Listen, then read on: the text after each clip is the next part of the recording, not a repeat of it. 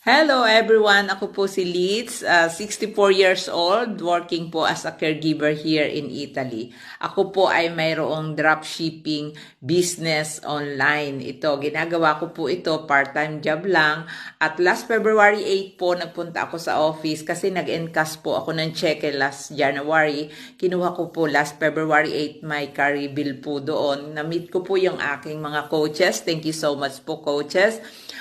Yan, ipinasyal po ako ni Coach Mel, Coach Top, PJ, at saka Coach Ralph. Na-meet ko po si Coach Dayantan, Coach Charles. Thank you so much po sa inyo coaches talaga. Ayan, may picture pa ako sa kanyang Ferrari at saka po kay Coach Ralph sa kanyang Mustang. Thank you so much.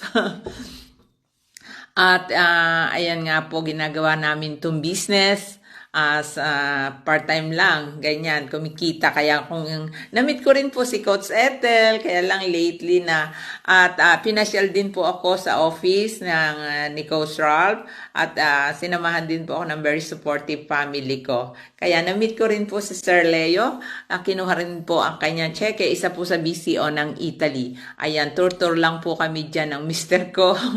At na-meet ko din po si Coach Carla. Thank you so much po lahat sa inyo, coaches. Ayan, yung mga interesado, message na po kayo at tutulungan kita.